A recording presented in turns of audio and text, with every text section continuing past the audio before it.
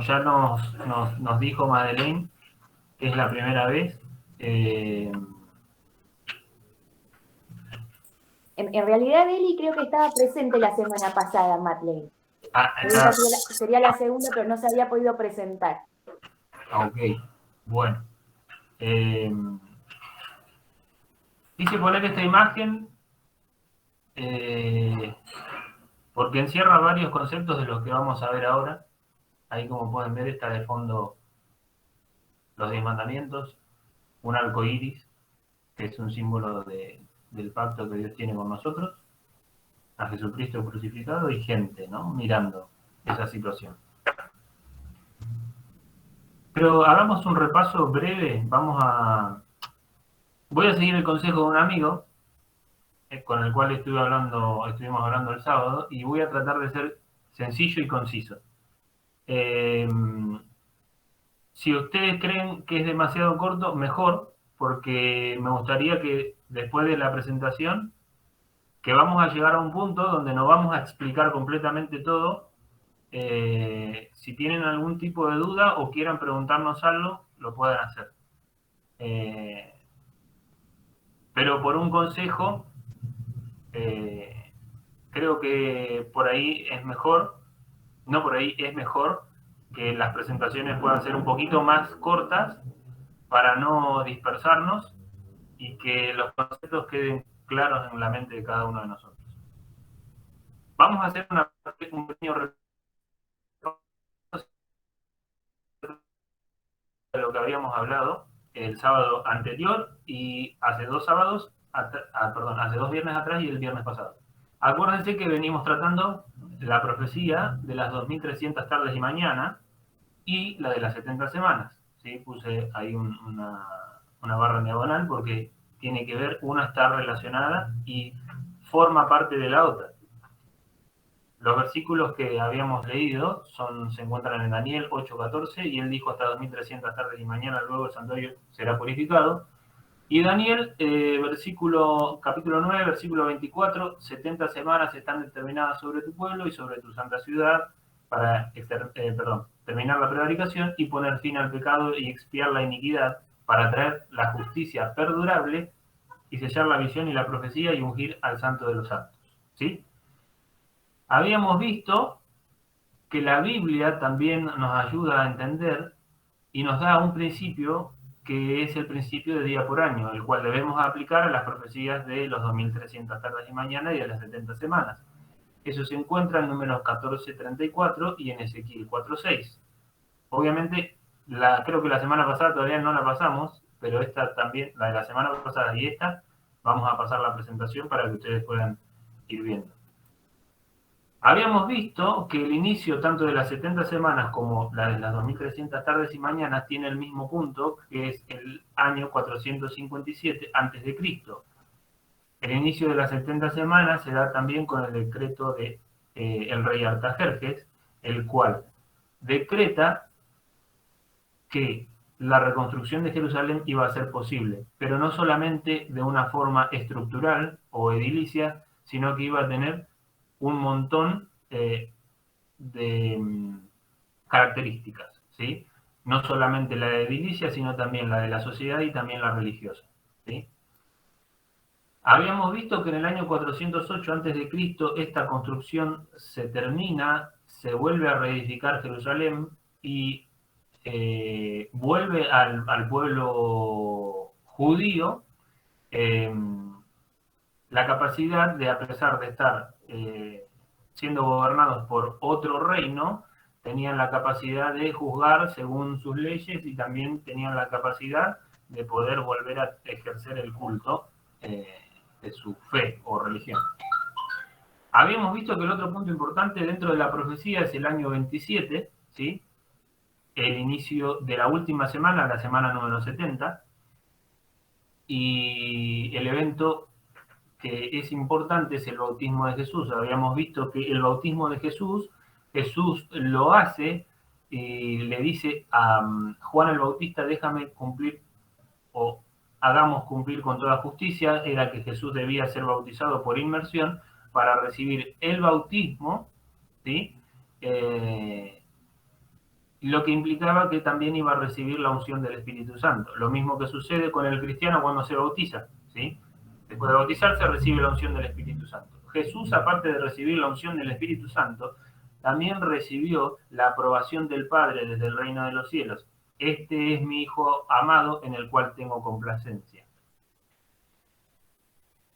Habíamos visto y sabemos que el evento central de la historia, no solamente de la humanidad, sino del universo, es el evento de la muerte de Jesús, que se dio en el año 31, después del nacimiento de él.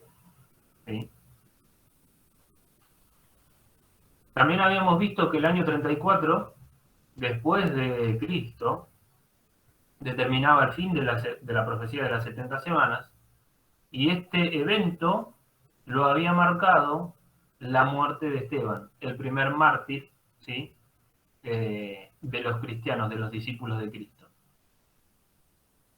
Bien, hasta ahí la profecía de las 70 semanas, que está dentro de la profecía de las 2300 tardes y mañanas. ¿Sí? Esta es una imagen a resumen, en el cual nos va a mostrar otras cosas que ya habíamos visto el viernes pasado. Acá tienen todos los hitos que han pasado. Y nosotros nos íbamos a centrar ahora, después de haber pasado la profecía de las 70 semanas, ir al final de la profecía de las 2300 tardes y mañanas, como habíamos hecho el viernes pasado. También, después de ver esto, habíamos visto una simple cuenta.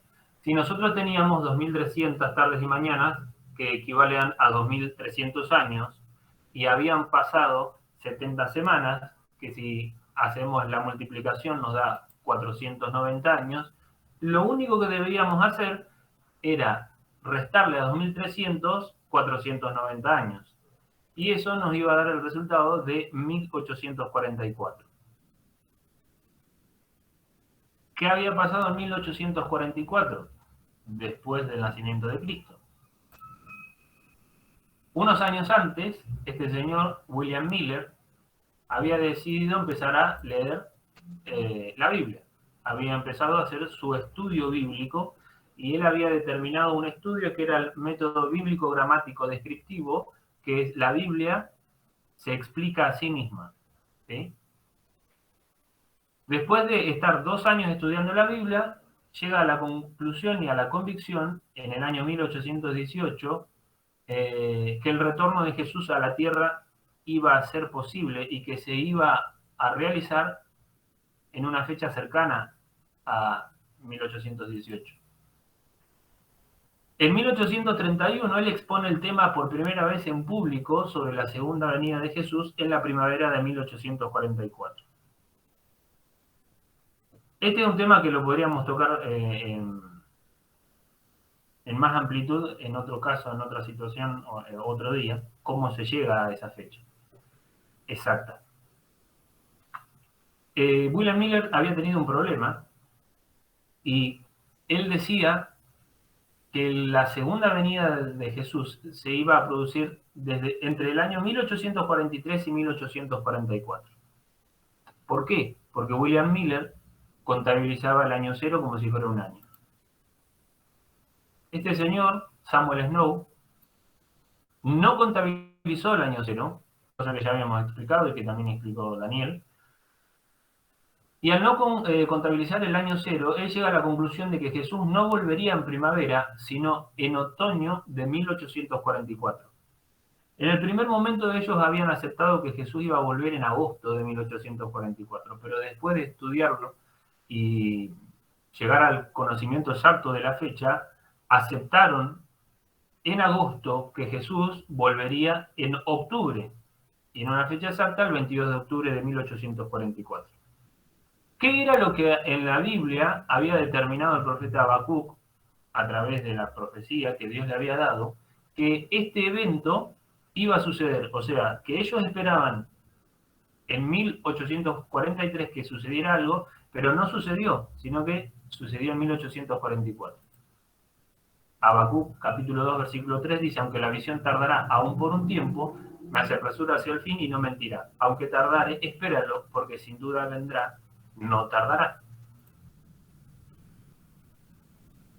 Dios determinó que a William Miller y a sus colaboradores les fue encomendada la misión de predicar la advertencia en su lugar a ellos, a Norteamérica, que se encuentra en Apocalipsis 14:7 y es el mensaje del primer ángel. Apocalipsis 14:7 nos dice, diciendo a gran voz, temed a Dios y dadle gloria, porque la hora de su juicio ha llegado, y adorad a aquel que hizo el cielo y la tierra, el mar y las fuentes de las aguas. Ellos no eran conscientes de lo que en realidad estaban predicando, ¿sí? Como lo dijimos el viernes pasado. Ellos tenían en mente la idea de que Jesús iba a volver por segunda vez a la tierra para purificar esta tierra. Pero lo que en realidad estaban predicando era el inicio de un juicio. Entonces, junto a otros hermanos estudiando y escudriñando la Sagrada Escritura, llegan a la conclusión de que el 22 de octubre de 1844 sería la segunda venida de Jesús. ¿Cuál fue el problema? Como habíamos visto, en la antigüedad, para ese tiempo, para esa edad de 1800 y un poquito antes del 1600, había una antigua creencia cristiana que determinaba que la tierra era el santuario, que la tierra era un santuario y que ese santuario en algún momento se debía purificar. ¿Qué era lo que ellos creían? Ellos creían que el santuario a purificar entonces era la tierra.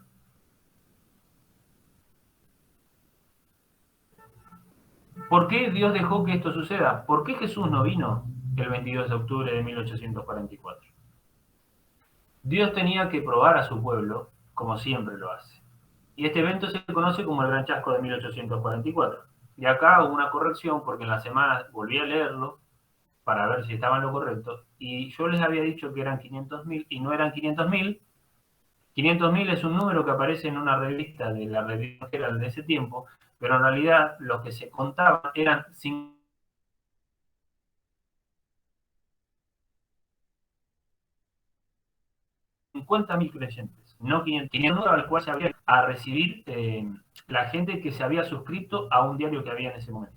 Pero 50.000 ellos sabían que eran específicos. Y lo que sucede es que después de que pasa la fecha del 22 de octubre de 1844, de 50.000 creyentes, ese número se reduce a solamente 50, en una clara evidencia de que Dios siempre prueba a su pueblo. ¿Qué sucede el día después? Lo habíamos visto el viernes, estamos haciendo un pequeño repaso. El 23 de octubre de 1844, Dios le revela a través de una visión a Hiram Edson que el santuario que ellos creían que sería santificado, la tierra, no era la interpretación correcta. Dios había ocultado la interpretación correcta que correspondía al santuario celestial. Luego de ver cómo Jesús pasaba del lugar santo al lugar santísimo en el santuario celestial, fueron en búsqueda de los hermanos que todavía compartían la misma fe. Juntos buscaron la respuesta en las Sagradas Escrituras en el libro de Hebreos. Uno de los versículos que habíamos leído, no vamos a volver a leer todos, solamente vamos a leer este, se encuentra en Hebreos capítulo 4, versículos 14 al 16, que nos dice: por tanto, teniendo un gran sumo sacerdote que traspasó los cielos, Jesús, el Hijo de Dios, retengamos nuestra profesión de fe, creer que esto sucedió. Porque, versículo 15, porque no tenemos un sumo sacerdote que no pueda compadecerse de nuestras debilidades, sino que uno que fue tentado en todo según nuestra semejanza, pero sin pecado. Versículo 16, acerquémonos pues confiadamente al trono de la gracia para alcanzar misericordia y hallar gracia para el oportuno socorro. El trono de la gracia es el trono de Dios, el cual el Hijo se sienta a la derecha. Y nos dice que debemos acercarnos para alcanzar misericordia y hallar gracia para el oportuno socorro. Si nos está hablando de un juicio y nos dice que debemos acercarnos para alcanzar misericordia y hallar gracia para el oportuno socorro, evidentemente el juicio es verdadero. Esto es entonces lo que había visto, Hiram Edson en esa visión que Dios le da. Jesús pasando a interceder por los pecadores al lugar santísimo. Había estado en el lugar santo y pasó al lugar santísimo. Perdóname, Eli, ¿podés volver a la diapositiva anterior? Nosotros acá dice, teniendo un gran sumo sacerdote que traspasó los cielos, Jesús el Hijo de Dios. El sumo sacerdote, ¿dónde actúa? ¿Dónde hace su trabajo el sumo sacerdote? Pregunto al grupo. En el lugar santísimo. En el cielo. En el templo. En templo, sí. En el lugar santísimo, pero digamos por ahí más generalmente hablando en el templo. O sea que si acá se nos habla la obra, se nos muestra cuál es la obra de Jesús en ese momento, ¿sí? Jesús está en el cielo. Entonces está hablando de un templo en el cielo, porque digamos, ahí está haciendo su trabajo. Nada, esa pequeña observación. Sí, o sea, aparte el versículo lo aclara, ¿no?, de una forma específica, porque dice que traspasó los cielos. Evidentemente no está ejerciendo su función como sumo sacerdote en la tierra, sino que si traspasó los cielos, se encuentra en otro santuario, que es el santuario original, y que se encuentra en el reino de los cielos. No puse todos los versículos, debería haber puesto el otro versículo para dejar bien en claro esto.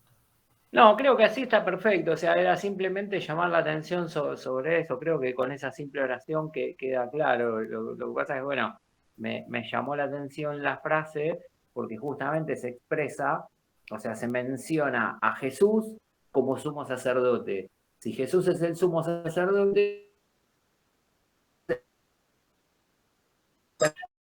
en el santuario, obviamente es el santuario celestial del santuario. Bien, lo que había visto Aidan Edson en la visión, ¿sí? Y bien, entonces ahora comencemos con esta segunda parte de este estudio. En el libro de Daniel, en el capítulo 7, de los versículos 9 al 10, Dios nos da una vislumbre, nos demuestra de una forma muy clara qué era lo que había sucedido el 22 de octubre de 1844.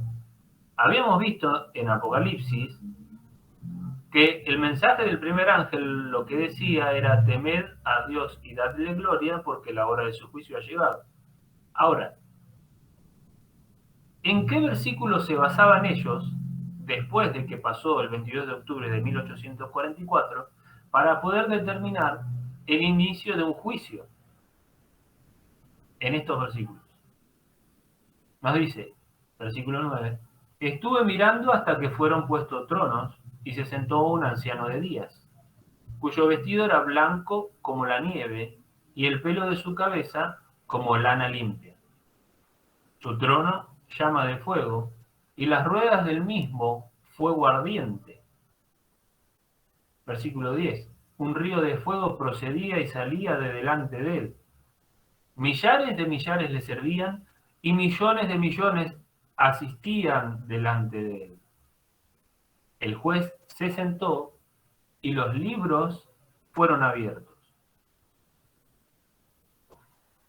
Nos llama la atención que ellos habían leído la profecía de las 2300 tardes y mañanas, que son 2 capítulos o un capítulo después, el de las 2300 tardes y mañanas, y en el capítulo 9, la de las 70 semanas, y cómo ellos no habían visto estos versículos, cómo no habían relacionado en ese momento que lo que en realidad estaba pasando iba a ser el inicio del juicio y no la purificación que ellos esperaban o la segunda venida de Jesús a la tierra.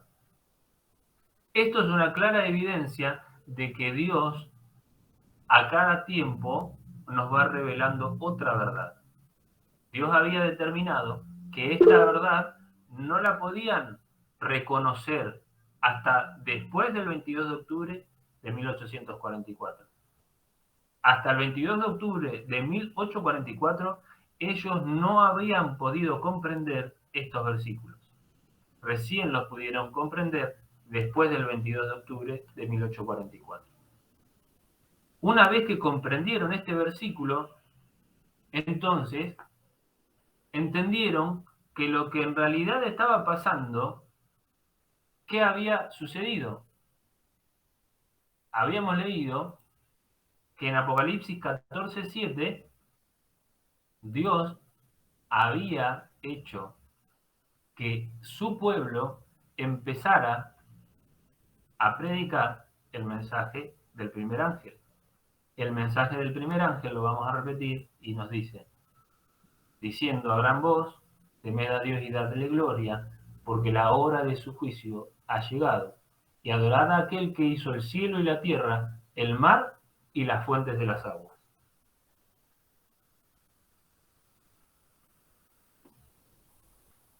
¿Qué versículos o qué sustento bíblico le podemos dar a esto? ¿Por qué solamente nos basaríamos solamente en el libro de Daniel y en el libro de Apocalipsis?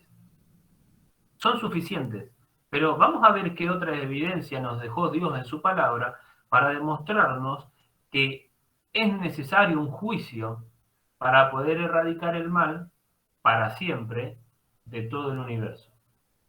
Hay unos versículos que se encuentran en Éxodo capítulo 28, versículos 15, 29 y 30, que nos lleva a lo que veníamos estado estudiando anteriormente, que es el santuario.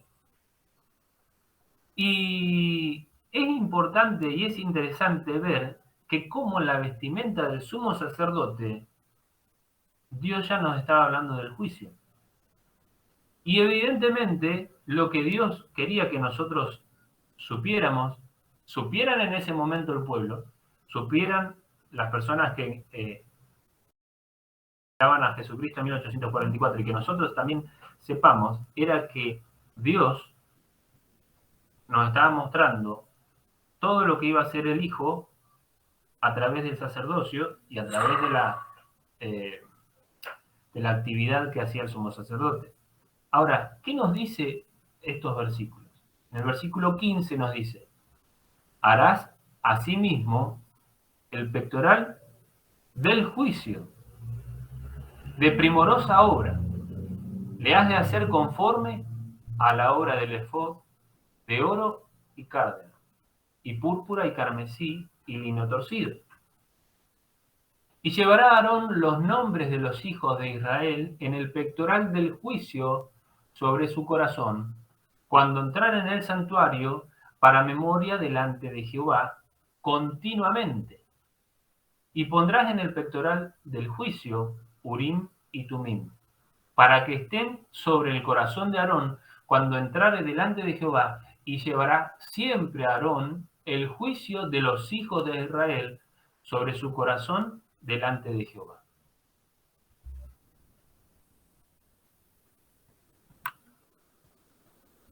Esta es una imagen que tuve que retocar, los nombres, porque estaban en portugués, pero me pareció interesante poder mostrarles cuál era la vestimenta del sumo sacerdote.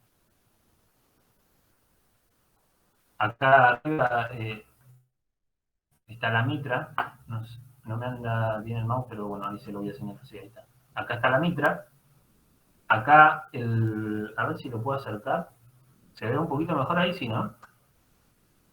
Ahí se ven las piedras de onix que tenía arriba de cada hombro, en el pecho se ve el pectoral con las 12 piedras que estaban engarzadas con oro, y fíjense que, bueno, tenía el cinturón, la túnica azul y la túnica blanca.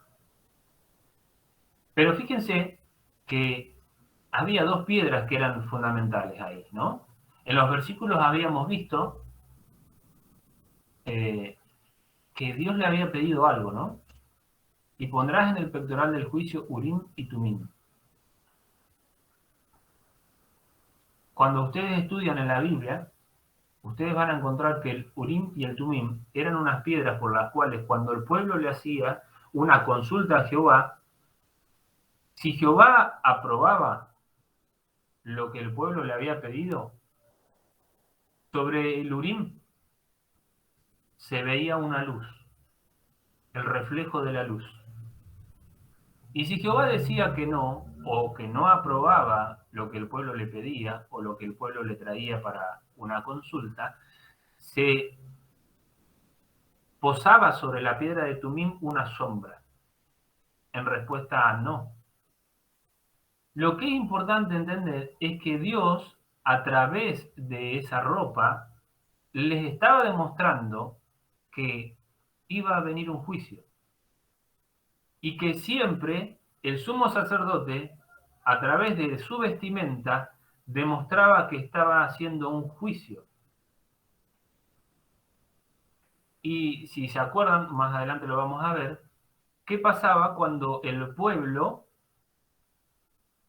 iba en el día de la expiación, el día del perdón, el Yom Kippur, se traían 2 machos cabríos, uno se designaba como sacrificio para Dios y al otro se le aplicaban todos los pecados del pueblo. No, hoy no lo vamos a ver, pero ya vamos a hablar acerca de cómo es la estructura de un juicio y vamos a ver cómo todo esto que estamos viendo se va a ir ensamblando para demostrarles a ustedes que efectivamente estamos ante un juicio. Bien. Esto en relación a la túnica del sumo sacerdote. Ahí está.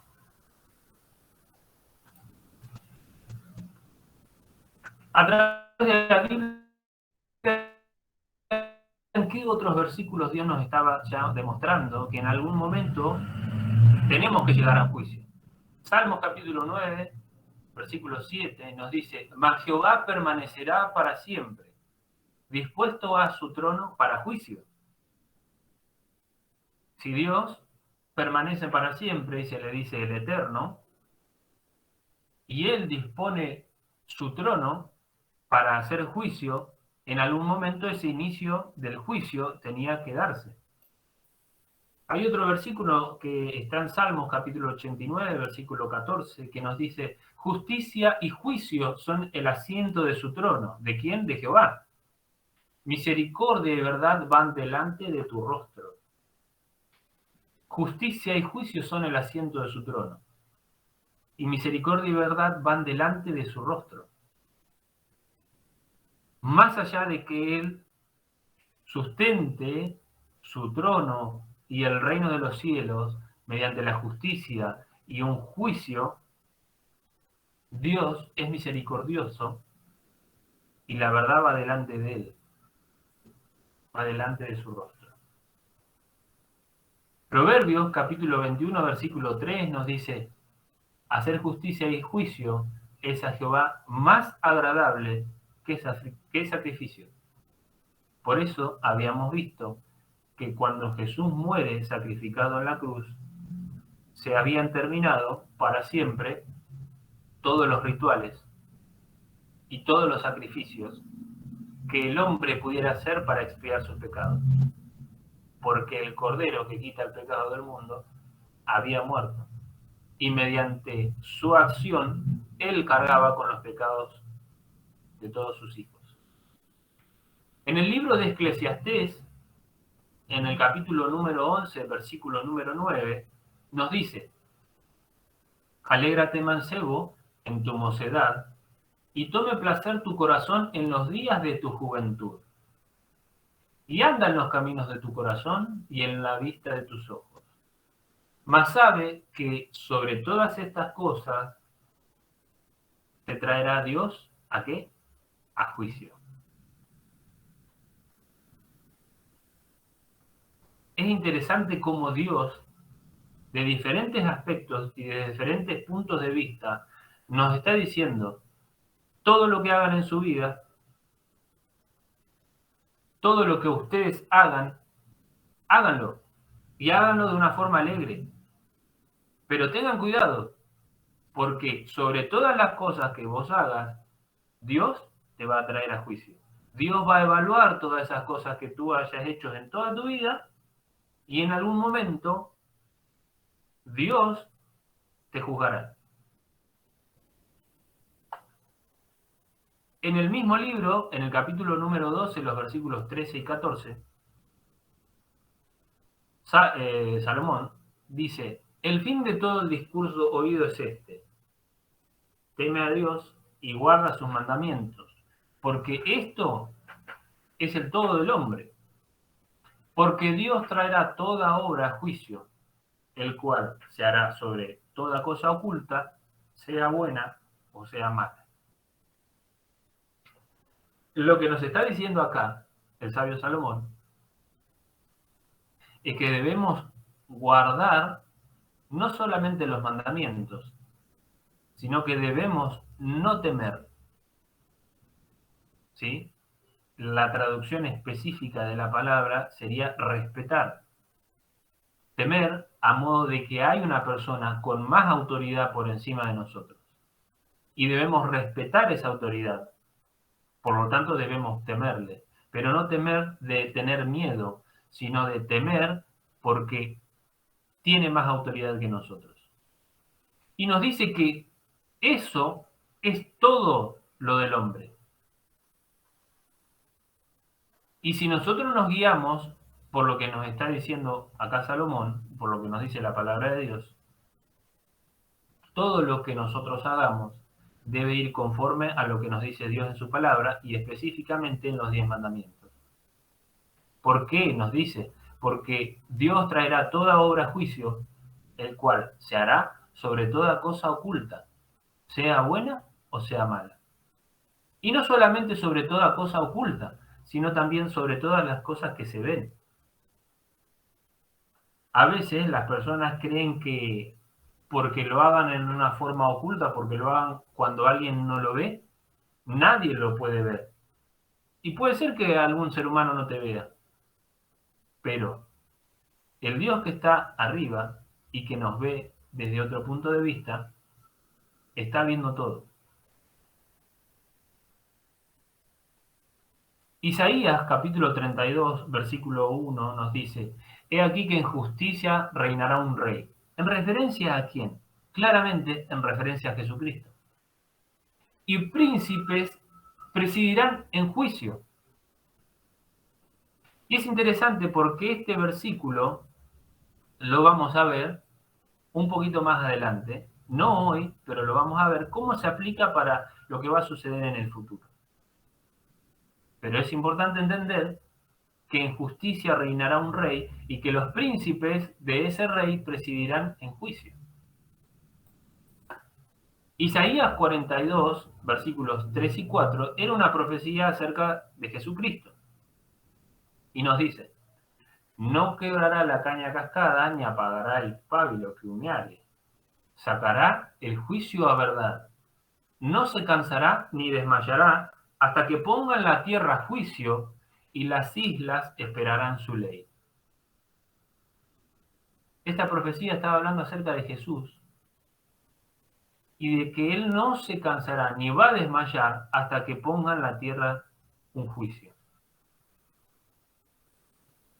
Jeremías capítulo 23, versículo 5 nos dice, he aquí que vienen los días, dice Jehová, y despertaré a David, renuevo justo, y reinará. Rey, el cual será dichoso y hará juicio y justicia en la tierra. Otra vez, otro profeta profetizando acerca de una actividad, de una acción que iba a llevar Jesucristo.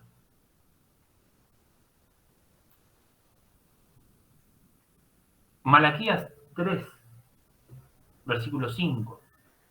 Y llegarme a vosotros he a vosotros a juicio, y seré pronto testigo contra los hechiceros y adúlteros, y contra los que juran mentira y los que detienen el salario del jornalero, de la viuda y del huérfano, y los que hacen agravio al extranjero, no teniendo temor de mí, dice Jehová de los ejércitos. Fíjense que otra vez nos vuelve a demostrar la Biblia que Dios va a llevar juicio sobre todas las cosas que hagan los seres humanos, ¿sí? Más allá de lo que podemos hacer nosotros en nuestra vida privada, en nuestra vida de relación con nuestra familia, con nuestros amigos, con nuestros vecinos, también va a llevar a juicio ¿qué cosa? Las cosas que hagan los hechiceros y los adúlteros, es decir, en contra de los 10 mandamientos, contra los que juran mentira o falso testimonio, otro mandamiento, los que detienen el salario del jornalero, otro mandamiento que es el robar, y los que detienen el salario, pero específicamente de quién, dice, del trabajador, del jornalero, del trabajador diario, de la viuda y del huérfano.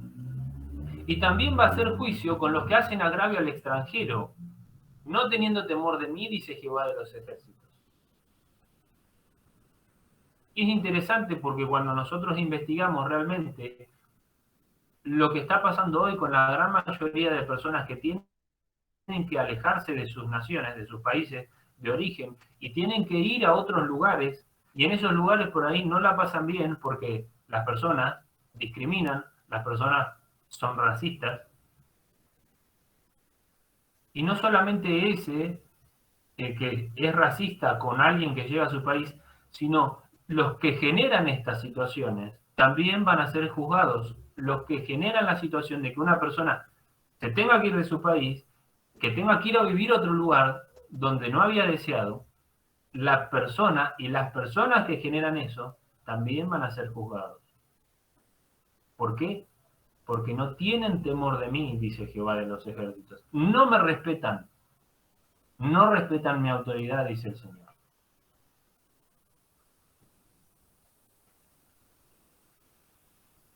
Palabras de Jesús, Mateo capítulo 7, versículos 1 y 2, acerca de juzgar a los demás. Versículo 1 nos dice, no juzguéis para que no seáis juzgados. Y el versículo 2, porque con el juicio con que juzgáis, seréis juzgados, y con la medida con que medís, os volverán a medir. ¿Por qué Jesús nos estaba dando esta advertencia? Por lo general, ¿qué hace el ser humano? Enseguida juzga, prejuzga a su prójimo, ¿no?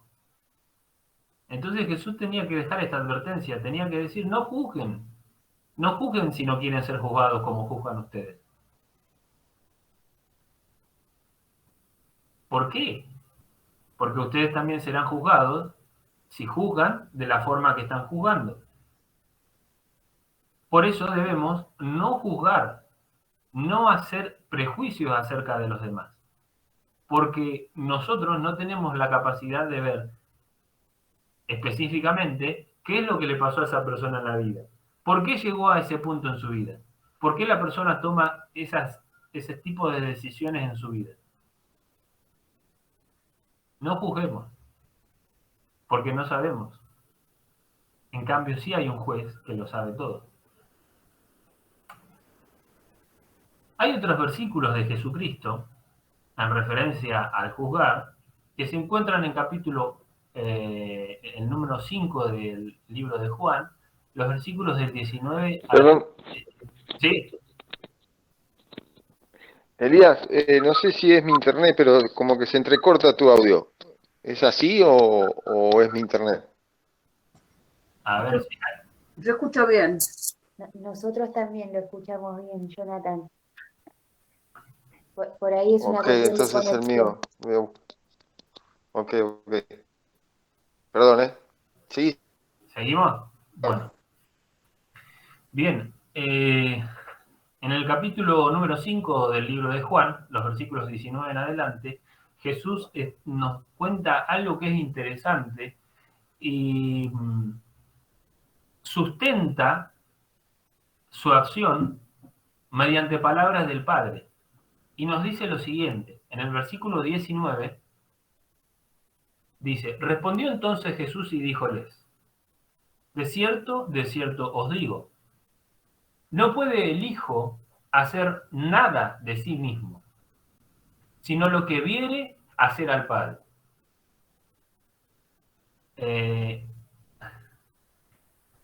¿Alguna vez le han enseñado a algún nene chiquitito a hacer algo? ¿Y qué es lo que hace el nene? El nene hace lo que la persona le enseña. Entonces, ¿Jesús estaba mintiendo? No. Jesús estaba diciendo la verdad. Y nos dice, porque todo lo que Él hace, esto también hace el Hijo juntamente.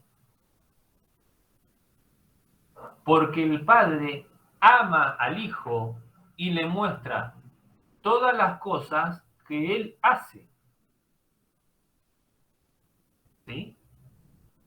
Y mayores obras que éstas le mostrará.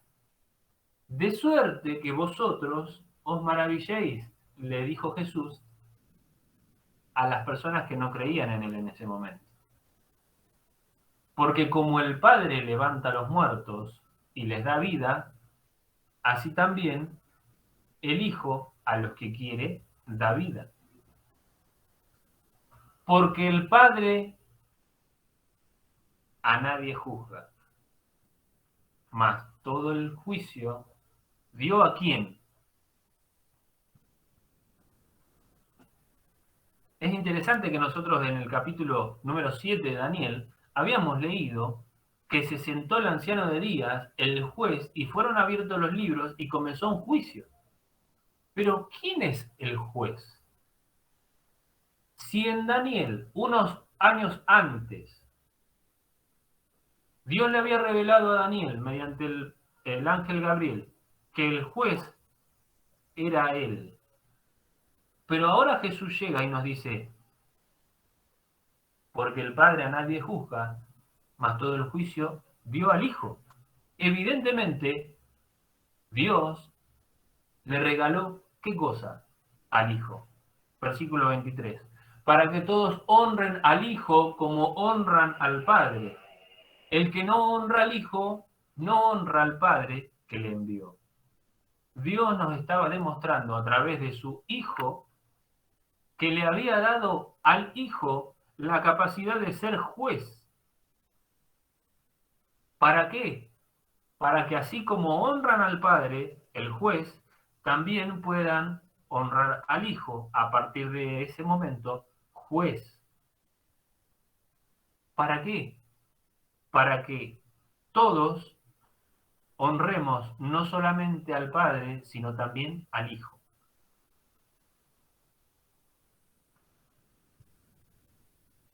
Nos sigue diciendo Jesús, de cierto os digo, el que oye mi palabra y cree al que me ha enviado, tiene vida eterna, y no vendrá a condenación, mas pasó de muerte a vida. El que oye mi palabra y cree al que me envió, tiene vida eterna. El que honra al Padre, honra al Hijo. Por lo tanto, los que tienen la capacidad de dar la vida eterna, cuando hay alguien que le cree a ellos, le da la posibilidad de la vida eterna. Y no vendrá condenación, es decir, condenación, juicio. ¿Qué se da en un juicio? Una condena. Versículo 25. De cierto os digo, vendrá ahora, y ahora es, cuando los muertos oirán la voz del Hijo de Dios, y los que oyeren vivirán. ¿En referencia a qué? Vamos a verlo más adelante. Versículo 26.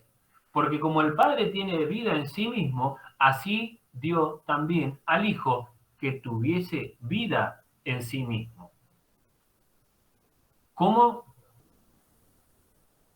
O sea, cuando Dios llama a su Hijo a través del ángel Gabriel y le dice, Hijo de Dios, levántate, tu Padre te llama, ¿qué era lo que en realidad estaba sucediendo?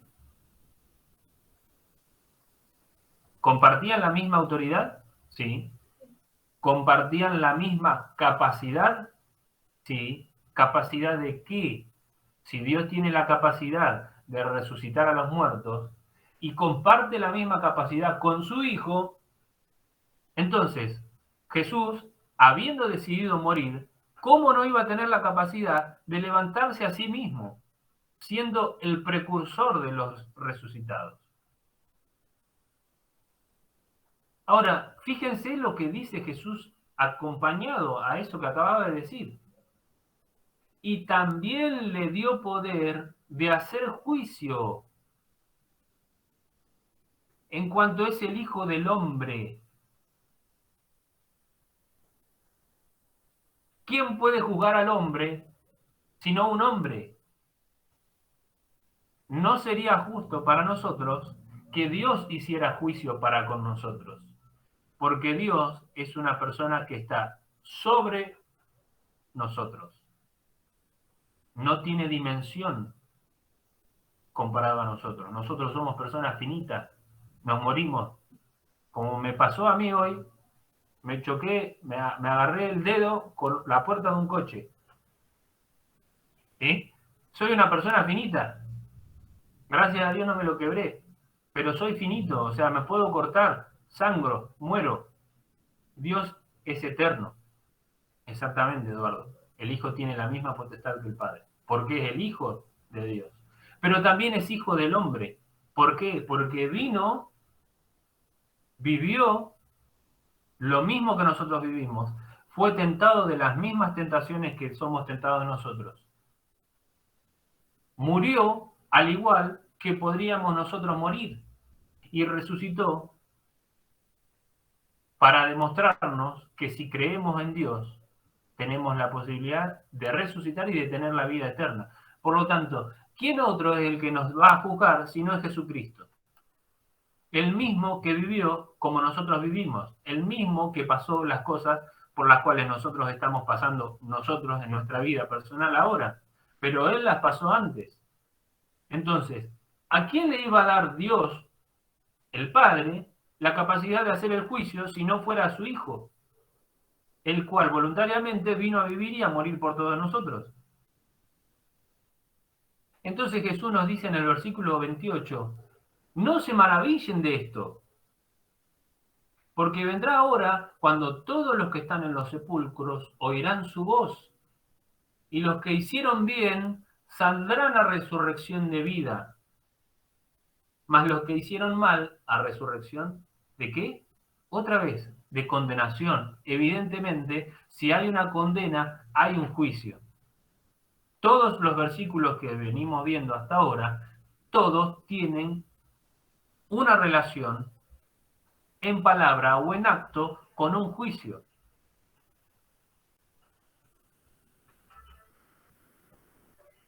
Una cosita, Eli. Sí. La condena del juicio, ¿cuándo se da? ¿Lo respondo yo? No, lo pregunto en general, digo, para el grupo, porque obviamente la condena del juicio llega cuando termina el juicio. Exactamente. No puede haber una condena en la mitad del juicio y después el juicio sigue. La condena viene cuando termina el juicio. Exactamente. La condena final es en la tercera venida de Cristo. La condena final, o sea, te diría que no te adelantes. Vayamos con paciencia. Centrémonos en esto, lo que estamos viendo. O sea, cómo Dios nos demostró a través de todo el tiempo, de toda la historia y de la escritura bíblica, cómo Él estableció un juicio. ¿Sí? Otras palabras de Jesús. Vamos a hacer unas correcciones porque esto debería estar en letra roja, ¿sí? Son palabras de Jesús. Juan capítulo 8, versículo 16 nos dice, y si yo juzgo, mi juicio es verdadero. ¿Por qué Dios dice que Él juzga? ¿Por qué Jesús dice que Él juzga y que su juicio es verdadero? Porque Él es la verdad. Yo soy el camino, la verdad y la vida. Entonces, el mismo que es la verdad, cuando hace su juicio es verdadero porque Él es la verdad. Porque Él no puede mentir. Él no miente. ¿Por qué? Porque Él es la verdad. Ese es un concepto que muchas veces no podemos anclarlo en nuestra mente. O por ahí no podemos discernirlo. Pero cuando nos están hablando de la verdad no es solamente un verbo, que un verbo es una acción. Y Jesús hizo una acción, morir. Sino que Él, la verdad, es una persona. Cuando nosotros hablemos de la verdad, estamos hablando de una persona que es Jesucristo. Después tenemos la verdad, o decir la verdad, que es hacer una acción, ¿sí? Pero la verdad es el Hijo de Dios, es Jesucristo mismo. Y nos sigue diciendo el versículo, porque no soy solo, sino yo y el que me envió el Padre. Otra vez volvemos a ver esta relación de Jesús hablándonos de su Padre y de diciéndonos que su Padre está con él. Evidentemente, Dios le da la autoridad, otra vez lo demuestra Jesús, en otras palabras, para ser el juez del juicio. En el capítulo número 9 de Juan, versículo 39, nos dice, otra vez Jesús, yo para juicio he venido a este mundo, para que los que no ven, vean, y los que ven, sean cegados. Es interesante lo que Jesús está diciendo acá. Él viene para hacer un juicio a este mundo. Para los que no ven, vean, y los que ven sean cegados. Quédense con ese concepto, más adelante lo vamos a ver. Hechos capítulo 24, versículo 25, y acá es interesante porque uno de los mejores escritores de la historia de la humanidad, estoy hablando fuera del contexto bíblico, ¿no? Una de las personas que mejor escribió y que nadie lo puede negar es Pablo. Fíjense, él hablando con Félix en una historia bíblica, mostrándole todas las cosas que habían de venir, mostrándole quién había sido Jesús, qué era lo que había hecho, le dice, y disertando él de la justicia y de la continencia y del juicio venidero, Pablo le estaba hablando a Félix acerca de un juicio. ¿Qué es lo que sucede con Félix? Se espanta. ¿Y qué es lo que le dice? Mejor andate, no quiero saber de esto. Mas teniendo oportunidad te llamaré. No sé si es correcta la copia del versículo. Vamos a hacer la corrección, pero es interesante ver lo que por lo general hacen las personas. Cuando tienen que afrontar un qué, un juicio, lo que la gran mayoría hace es ¿qué cosa? No ir. O buscar otra salida, o buscar otra forma de resolver el conflicto para no ir a juicio. Y Félix, sabiendo lo pecador que era, y temiendo el juicio venidero, ¿qué es lo que dijo? No, Pablo, en otra oportunidad vamos a tener más tiempo para charlar. Pablo sabía exactamente todo. Veamos estos versículos y ya vamos a ir terminando. Otra vez Pablo y el juicio en Romanos capítulo 2, versículos 1 al 16. Veamos lo que dicen los primeros 5 versículos. Versículo 1. Por lo cual eres inexcusable, oh hombre, quien quiera que seas tú que juzgas. Pues en lo que juzgas a otro, te condenas a ti mismo.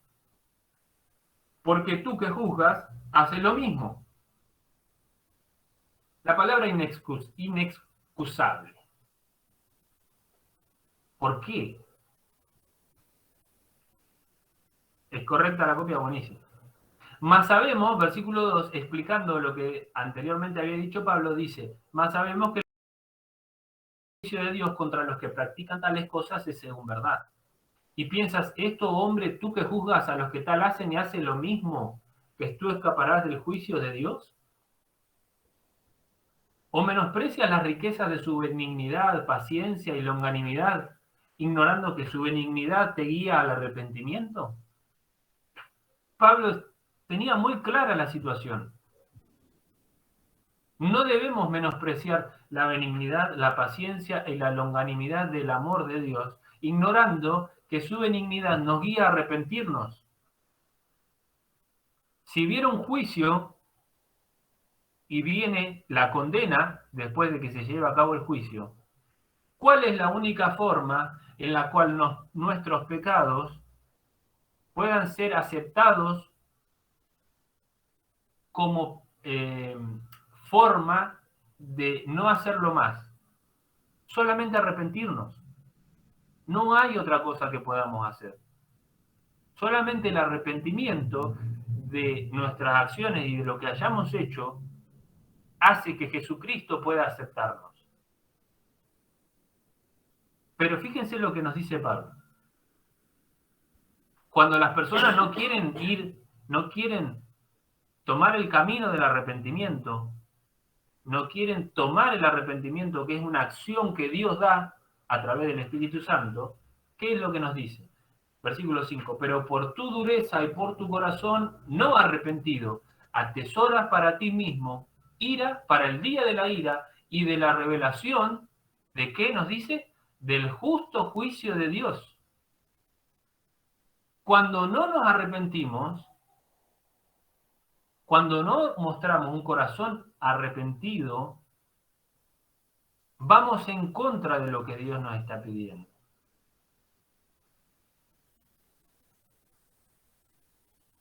Y acumulamos, y no quisiera formar parte de eso, de ser alguien que reciba la ira de Dios.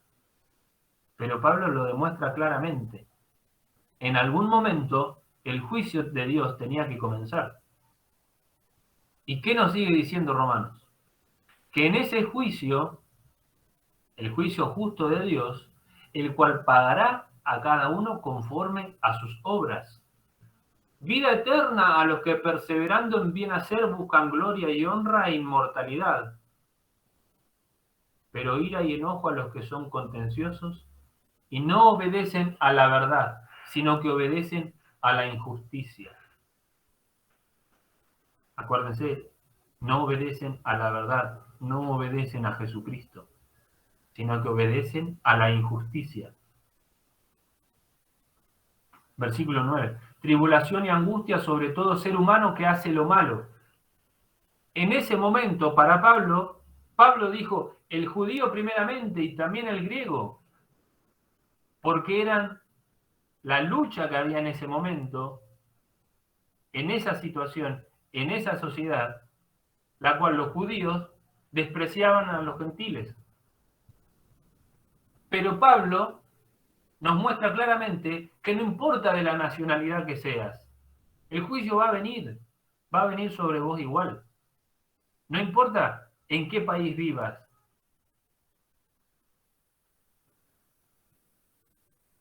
Versículo 10, pero gloria y honra y paz a todo el que hace lo bueno. Otra vez, al judío primeramente y también al griego. ¿Por qué? Porque lo explica Pablo ahora y dice, porque no hay acepción de personas para con Dios. Todos vamos a enfrentar el juicio de Dios. Y acá Pablo nos sigue explicando acerca del juicio justo de Dios. Versículo 12 nos dice, porque todos los que sin ley han pecado, sin ley también perecerán. Lo explica de una forma muy clara. Y todos los que bajo la ley han pecado, por la ley serán juzgados.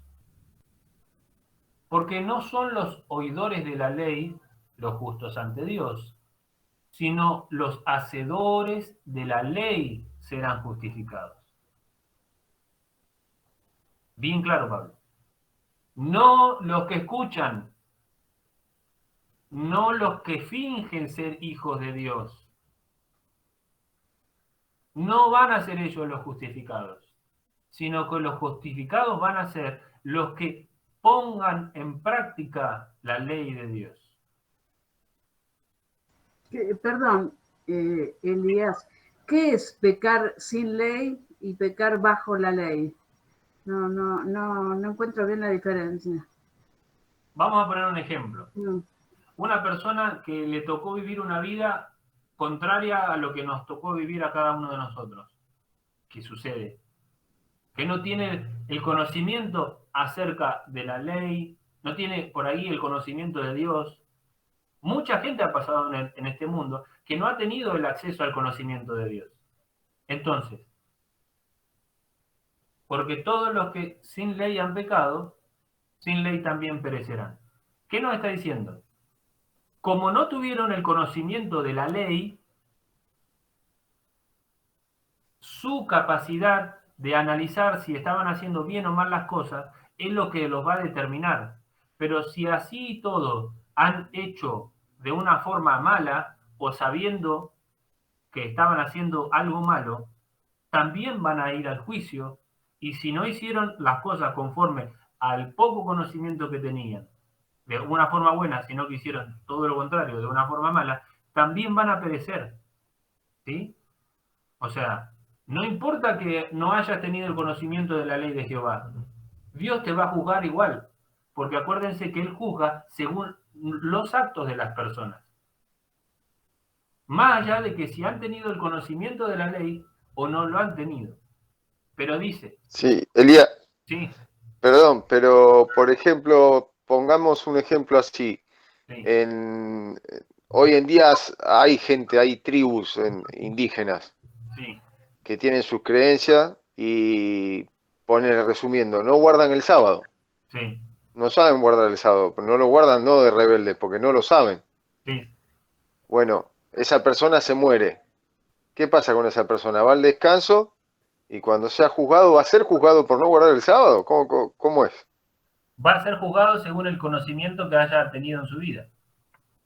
Ahora, hay una sola cosa que yo te puedo estar seguro de decir. Ni vos, ni yo, ni todos los que estamos acá, tenemos la capacidad de saber cómo Dios va a juzgar a esa persona. ¿Sí? O sea, el juicio para esa persona va a llegar de la forma que Dios lo va a hacer. Y no sabemos cuáles fueron los últimos pensamientos de esa persona antes de llegar a la muerte. Por lo tanto, no podemos saber cómo Dios la va a juzgar, en el sentido de no sabes si Dios le va a dar la vida eterna, sí o no. O sea, lo que sabemos es que esa persona va a ser juzgada por lo que sepa. ¿Sí? Yo quiero aportar algo más Sí. con respecto a esta pregunta, y no nos tenemos que olvidar que Jehová es quien pesa los corazones, y que el Señor hizo un nuevo pacto con nosotros y escribió su ley en nuestros corazones, así como lo estamos viendo en estos versículos de Romano y como los dice también en Jeremías 31:31. Entonces, digamos, más allá de que esas personas, y digamos, vayamos al caso extremo, ¿no? De lo que por ahí, el ejemplo que nos hizo Jonathan, tribus que por ahí, digamos, no tienen contacto, que no han tenido nunca la oportunidad de conocer la palabra de Dios, todas esas personas, digamos, tienen la ley de Jehová escrita en sus corazones, en el sentido de que saben si están haciendo algo bueno o saben si están haciendo algo malo. Para graficarlo, es como cuando los medios de comunicación nos ponen esa imagen de la vocecita del angelito y la vocecita de Satanás, ¿no? Cuando uno susurra una cosa y otro susurra otra. Una persona sabe hacia qué lado se está inclinando, qué está haciendo, si lo que está haciendo es algo bueno, si es algo malo. Y el Señor, digamos, justamente juzga de acuerdo, ¿no?, a cómo esa persona actuó y obró en su vida, más allá de que no haya escuchado nunca hablar de Dios, ¿no? Eh, bueno, eso, espero que entre los dos aportes haya quedado como más claro para todos. Yo creo que Dios, perdón, creo que Dios va a tener más misericordia con los que no han conocido su ley y va a ser más riguroso con los que sí han tenido la oportunidad de estudiar las escrituras, o sea, con nosotros, digamos.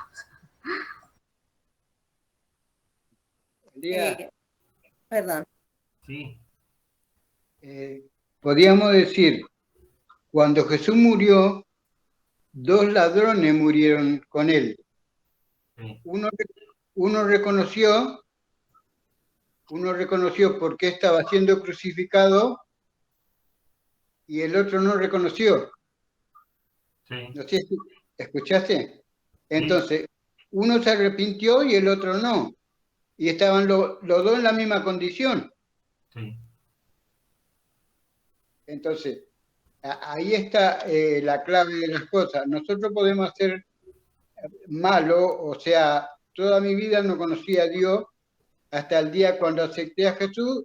De ahí en más es que voy a ser juzgado también por la ley, porque ahora ya conozco los mandamientos de Dios. No sé si está bien. Sí, el ejemplo es bueno. Por ahí, o sea, al lugar, al hecho a donde llegaron los dos, por ahí, o sea, cómo llegaron, tardaríamos un poco en explicarlo, pero sí, o sea, uno procedió al arrepentimiento y el otro no. Uno reconoció que el Hijo de Dios era el que estaba muriendo y el otro no. El otro se estaba burlando igual que los que estaban abajo. ¿Sí? Claro. Uno, como decíamos, obedeció a quien es la verdad y el otro no obedeció a la verdad. ¿No? El otro procedió de forma impía. Claro. Bien. ¿Alguien más quería Sí, hablar? Sí, Joaquín. sí, lo que sí es cierto es que para este tiempo, para estos momentos en que nosotros estamos viviendo, dice en Marcos, el capítulo 13, el versículo 10, es necesario que el Evangelio sea predicado antes a todas las naciones para que venga el fin. Por lo tanto, nosotros sabemos que en este tiempo todos van a conocer el Evangelio y les va a llegar el momento, como a nosotros nos está llegando ahora, en que nosotros debamos tomar una decisión, o a favor o en contra de Cristo y del Evangelio. Por lo tanto, esto sí se va a cumplir porque la profecía lo anuncia. Muy bien, gracias, Joaquín. Buenas noches, yo quería dar mi aporte. Sí,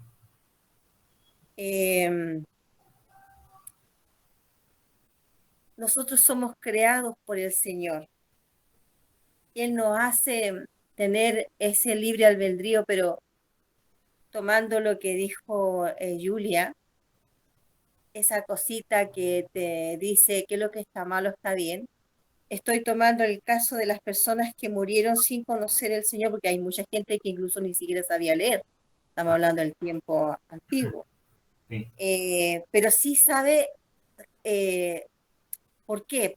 Porque está el Espíritu de Dios. Te amonesta cuando te suena algo extraño. Te amonesta cuando hay algo que, si te proponen algo ilícito, tú sabes que estás haciendo mal o no. No importando que tú conozcas al Señor o no. Esa amonestación es porque está obrando el Espíritu de Dios. Conozcan o no la ley, conozcan o no la Biblia, porque la Biblia está escrita para este tiempo. Sabemos que en el tiempo antiguo no tenían la Biblia, pero sí sabían de adentro por cómo fueron, como somos creación de Dios, tenemos el Espíritu de Dios y no lo podemos ignorar. Que hayan tribus que no conozcan y que sean paganos, pero sí pueden establecer, automáticamente pueden incluso tener los 10 mandamientos, pero hay uno que no estarían conociendo, que es el tiempo. Dentro de los 10 mandamientos que nosotros conocemos, posiblemente, o sea, no es posiblemente, es evidente que en otro pueblo pagano tenga las 9. Sepan cuando robar o no robar es malo, o adulterar o no adulterar, o matar, pero lo que no está no está puesto ahí es el ordenamiento del tiempo, porque no lo saben, pero sí adoran a imagen, es como lo mismo, pero sin el tiempo, pero aún así tienen ese espíritu de Dios, que eso es lo que amonesta. Y mira, esa amonestación en lo que muchas personas van a conocer el Evangelio, porque ya le está sonando algo extraño, que viene algo malo, porque obviamente tienen ese discernimiento. Eso es lo que yo quería aportar sobre este asunto de que cuando tú dices, dijo el Elías que íbamos a ser condenados por la ley o bajo la ley, fue así, ¿verdad? Sí. Claro, entonces es una cosa que es un misterio que no tenemos el saber cómo lo va a hacer juzgar. El Señor conoce el corazón. Es ese corazón que vio cuando le dice, Él no hizo nada malo, el que fue crucificado, pues sabía que no había hecho nada malo. Sabía que Él había hecho algo malo. A lo mejor que ni siquiera lo conocía, a lo mejor que ni siquiera conocía el Evangelio, pero sí sabía que había hecho algo malo. y reconoció que Cristo era un hombre santo, sin saber la ley. Bueno, ¿te puedo decir algo? O sea, ese que murió crucificado al lado de Jesús, sí lo conoció, sí sabía quién era. Él era uno, o sea, no era específicamente un discípulo de Jesús, pero lo había conocido, había escuchado sus sermones, había caminado, pero las decisiones de la vida lo habían hecho ir por otro camino, había tomado unas amistades que no correspondían y esos amigos lo hicieron hacer cosas que no correspondían. Por eso él llegó en ese momento y aceptó el arrepentimiento que Jesús le estaba generando en ese momento, y Dios le prometió que va a estar en el paraíso. O sea, es uno de los pocos que murió, y no es uno de los pocos, es el único que murió y que Jesús mismo en persona le dijo que iba a estar en el reino de los cielos. Puede que lo haya conocido, pero no lo entendió. Es como lo mismo que está pasando hoy en día cuando uno dice, ¿tú crees en Dios? Sí, pero no quiere que vuelva. Tú le hablas del 2031 y no quieren. O sea, no entiendo cómo es el amor. Entonces puede ser, claro, sí es cierto, Elías, se me había olvidado de que fue parte de eso, pero no lo entendió. O si Sí, lo hubiera entendido, no sí, se hubiera ido a un camino distinto. exactamente. Bien, bueno, volvamos que ya nos queda poquitito, ¿sí? Volvamos a centrarnos. Entonces, habíamos quedado en que, porque no son los oidores de la ley de Dios, de la ley los justos ante Dios, sino los hacedores de la ley serán justificados. Volvemos a decir el mismo concepto. No es porque escuche la voz o que diga, sí, yo soy un hijo de Dios y guardo los 10 mandamientos. No, no. O sea, aparte de escucharlo y de decir que sos un hijo de Dios, tenés que poner en práctica los 10 mandamientos. Versículo 14. Porque cuando los gentiles que no tienen ley hacen por naturaleza lo que es de la ley, estos, aunque no tengan ley, son ley para sí mismos. Es lo que estamos hablando. O sea, hoy en día hay personas que no quieren o no van a conocer los 10 mandamientos, ¿no? Pero saben que viven en países, y los países, en la gran mayoría, salvo algunos que van en contra de la democracia, se respeta una ley. Y la gran mayoría de los países, como ya los habíamos mostrado alguna vez, por ejemplo, el Palacio de Justicia argentino tiene en su estructura, en su edificio, en la parte de arriba, en cada esquina, las tablas de los 10 mandamientos. ¿Sí?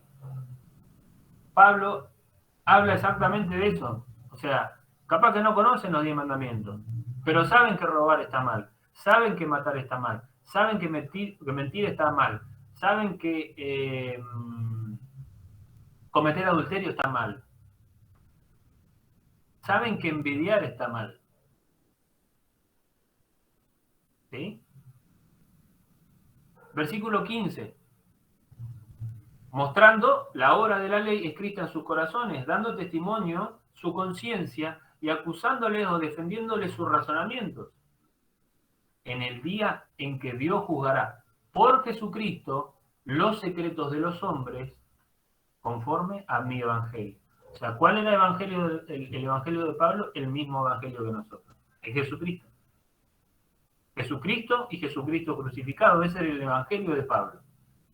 Y él dice que en el día que Dios juzgará por Jesucristo, ¿qué cosa? No solamente lo que se ve, lo que se hace, sino también lo que está guardado, los secretos de los hombres, los que están en nuestra mente, nuestros pensamientos. Porque Dios solamente no va a juzgar lo que hacen las personas, sino también que va a juzgar los pensamientos de cada persona.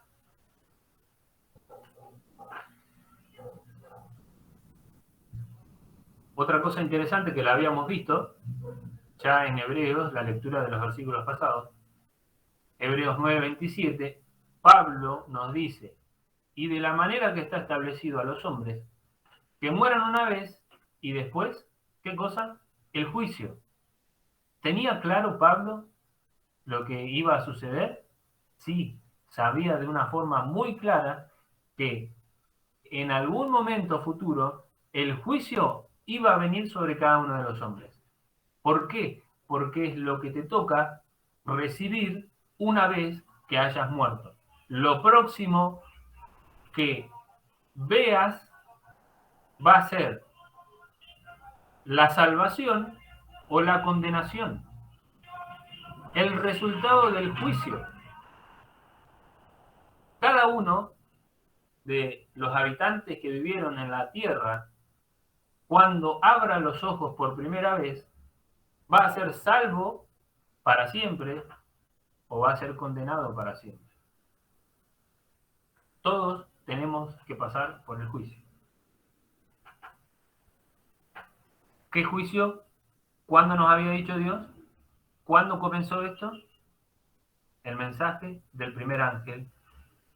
Y cuando Dios habla de ángeles, de mensajes de ángeles, lo que en realidad nos está diciendo es que no es un ángel físico, literal, que viene a dar el mensaje, sino que usa el simbolismo de los ángeles para hablar de los seres humanos que dan ese mensaje.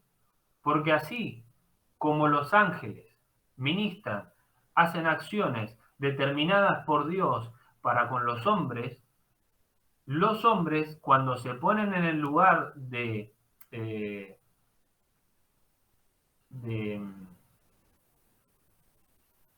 alguien que hace lo que Dios pide, como los ángeles, empiezan esas personas a ser igual que los ángeles, es decir, son siervos de Dios. Los ángeles son siervos de Dios y las personas que dan el mensaje para cada tiempo, también cuando dan el mensaje se convierten en siervos de Dios.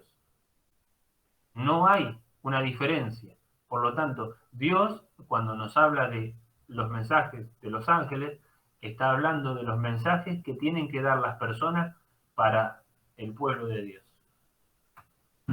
Entonces, volvemos a la pregunta que habíamos... ¿Querés, Julia, decir algo? Sí, nada más, digamos, volver a darles a la mente cómo arrancaste, ¿no? Digamos, recordando también Daniel 7 y como el anciano de días se sentó y los libros fueron abiertos. Y habíamos visto en su momento, cuando estudiamos Daniel 7, que yo dejé abierta la pregunta, digamos, porque estábamos siguiendo un orden cronológico, ¿verdad? O sea, vimos ese cuerno pequeño que apareció, ¿verdad? En esa cuarta bestia, diferente de todas las otras, y en el momento en el que aparece ese cuerno pequeño, sigue esa parte en donde el anciano de días se sienta y los libros fueran abiertos, y después vuelve Daniel, ¿sí? Relatando lo que hacía ese cuerno pequeño. Es decir, que si seguimos el orden cronológico, quiere decir que el juicio empieza antes de todo el desenlace final, así como vos estás demostrando bueno, ya, digamos, con eso que también va a seguir. Y además, digamos, ¿qué libros fueron abiertos? ¿No? Porque, digamos, somos juzgados de acuerdo a la palabra de Dios, de acuerdo a la Biblia, de acuerdo a su santa ley. Y en Apocalipsis se nos menciona algo más acerca de los libros que se encuentran en el cielo, pero lo dejamos ahí. Nada más recordar eso, Elías. Sí, eso lo vamos a ver el viernes que viene. Vamos a ver todo lo que tiene que ver en relación al juicio. ¿Por qué ley vamos a ser juzgados? ¿Cuáles son cada uno de los libros que se encuentran en el cielo? ¿Quiénes son los que anotan las cosas que suceden en esos libros? Va a ser interesante el viernes que viene. Pero debemos dejar en claro los conceptos y el concepto de hay un juicio. ¿Sí? Bien, entonces, después de haber leído todas estas evidencias bíblicas, después de saber que la profecía de las 2300 tardes y mañanas tenía una duración, después de saber que dentro de la profecía había una profecía de 70 semanas que tenía también una duración y que tenía hechos históricos probados no solamente por la historia humana, sino por la historia bíblica, ¿sí? Y saber que todo eso, toda esa profecía, en algún momento tenía que concluir, ¿sí? Porque como ya repitió Daniel y Julia, siempre, ¿sí?, se espera, ¿qué cosa? Que después del juicio venga la sentencia. Antes de que venga la sentencia, tiene que haber un juicio. Por lo tanto, si después de la profecía debía suceder algo, y después de que eso que sucede va a venir Jesucristo, eso que debe suceder no es ni más ni menos que, ¿qué cosa? El comienzo del juicio investigador. El 22 de octubre de 1844, cuando Jesús pasó del lugar santo al lugar santísimo, lo que comenzó para el cielo y para los hombres es el juicio para los hombres. Y es interesante que ustedes entiendan y puedan comprender que si hay un juicio, hay un juez. Si hay un juicio, hay un abogado. Si hay un juicio, hay un fiscal. Si hay un juicio, hay una ley. Si hay un juicio, hay testigos. Si hay un juicio, se juzga lo que hizo el que está siendo juzgado. Si hay un juicio, hay un veredicto. Y ese veredicto, si la persona hizo bien, va a ser bueno. Hola, ¿se me escucha? Sí, Otra cosa también, Elías, también está la parte del acusador también, o sea, es una lucha por algo. ¿quién va a ser el fiscal en el juicio?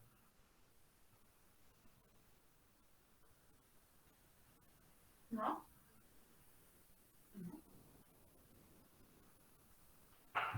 ¿Alguna vez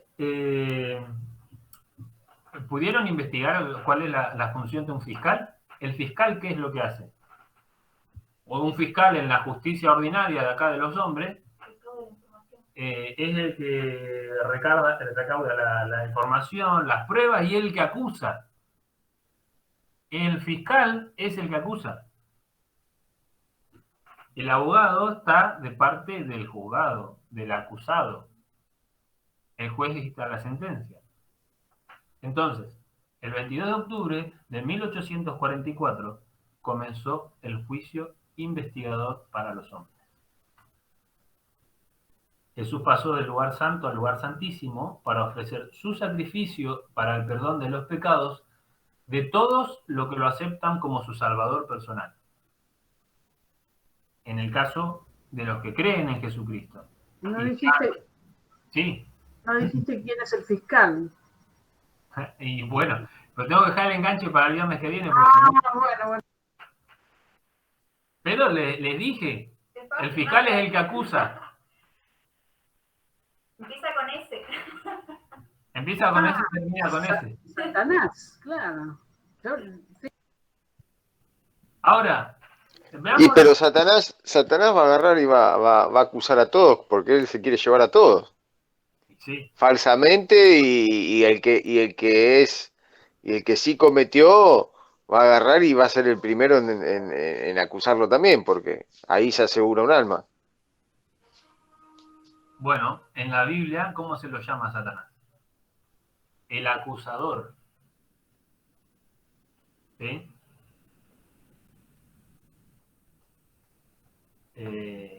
Bien.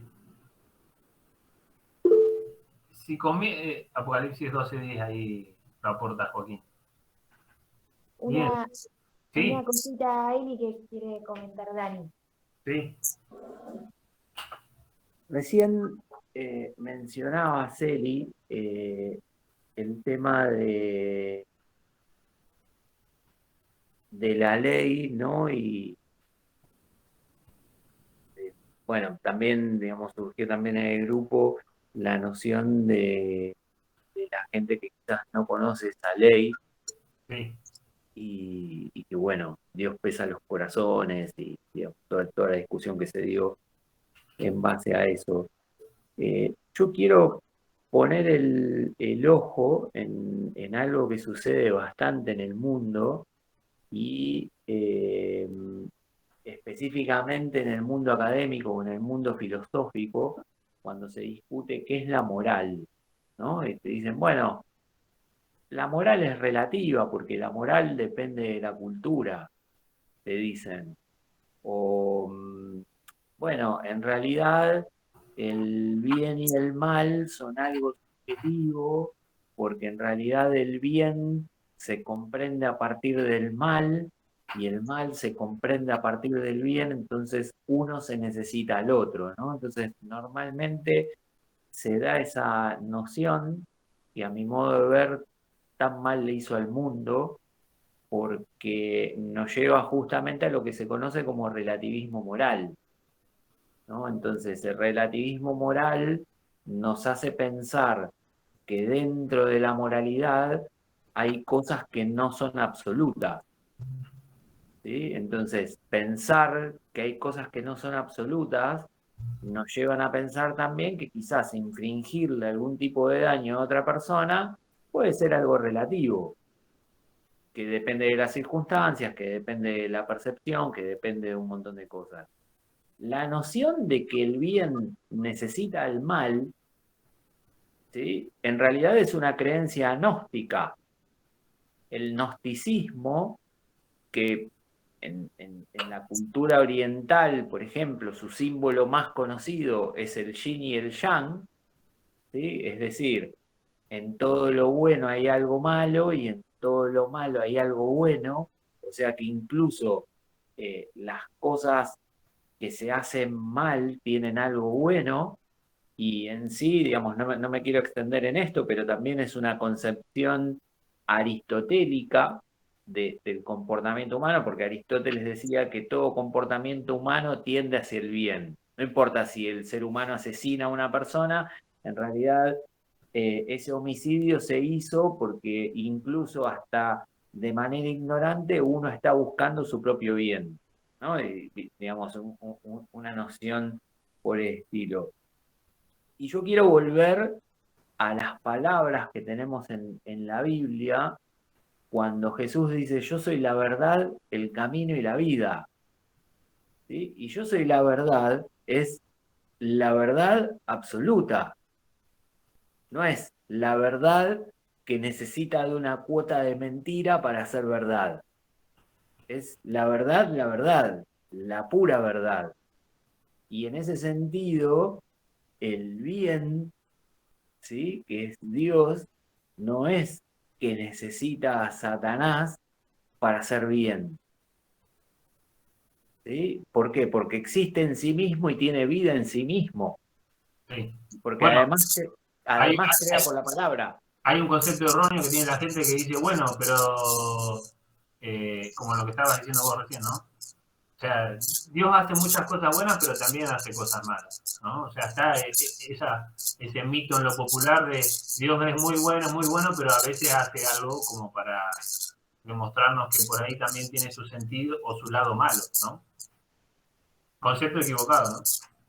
Bueno, justamente en ese mundo filosófico, uno de los filósofos más conocidos de ese relativismo moral es Nietzsche.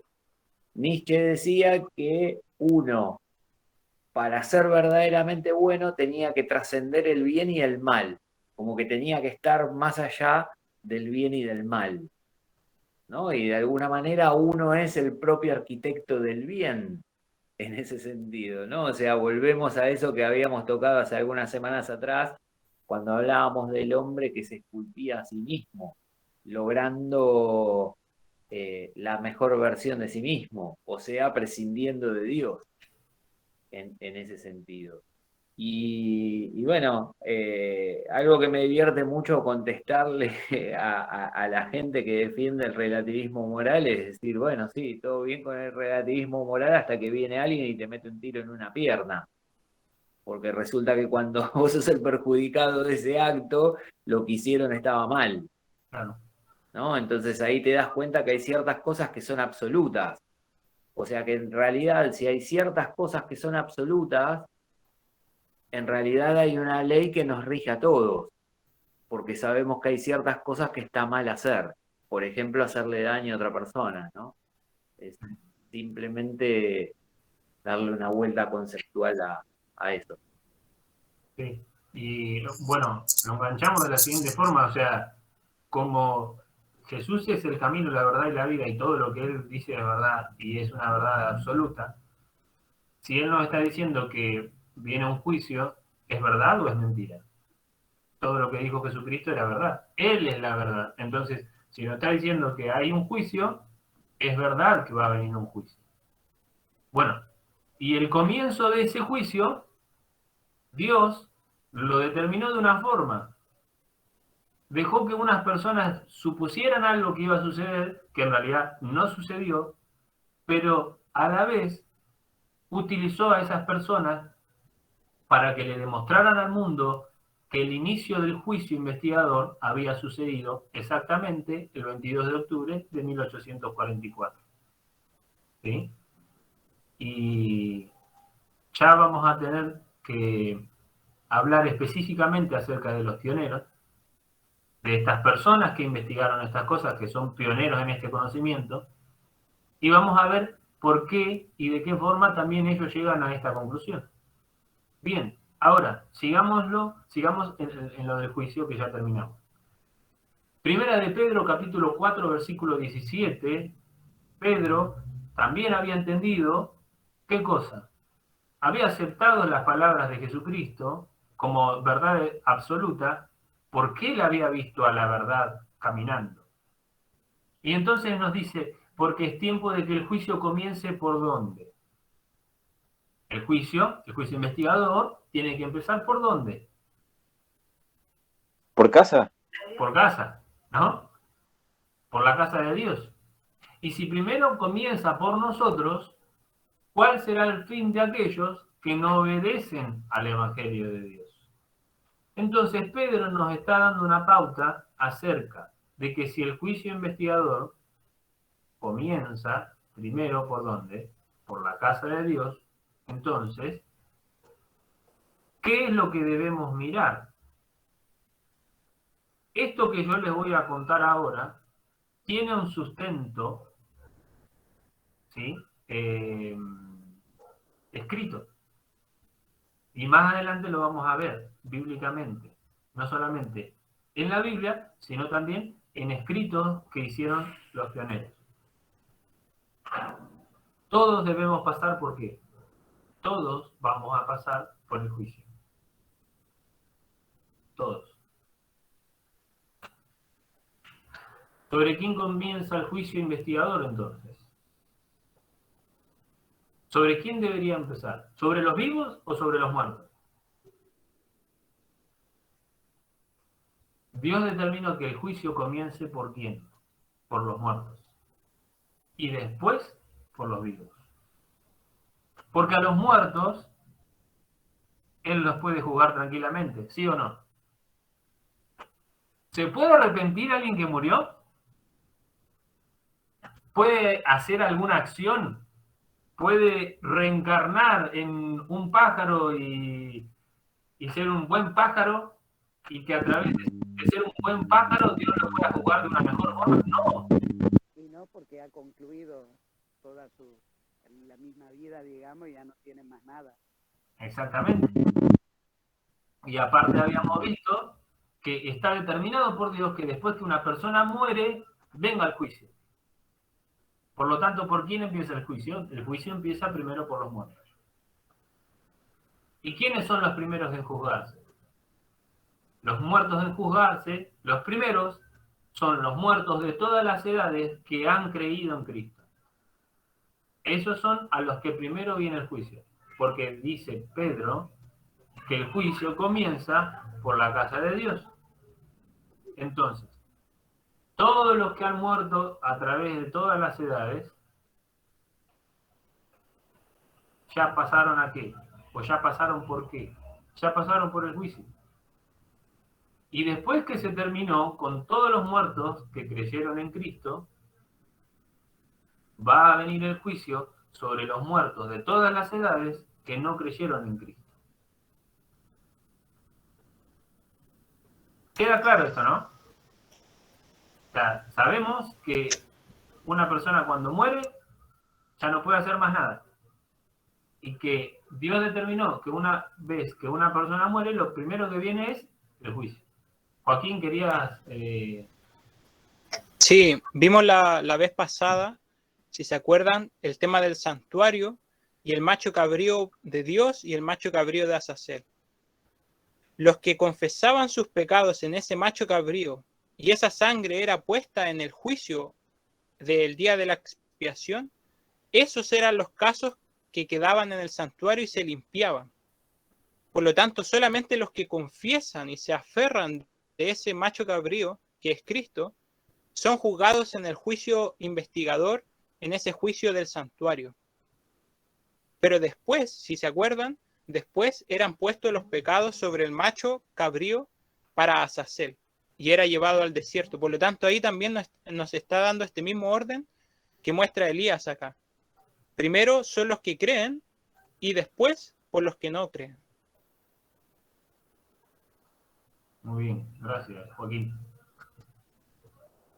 Y ahora llegó el momento de hablar de algo interesante. ¿Sobre quién continúa el juicio investigador? Ya como dijimos recién, ¿continúa sobre quién? Sobre los vivos. Sobre los que todavía pueden arrepentirse. Los que pueden acceder al arrepentimiento.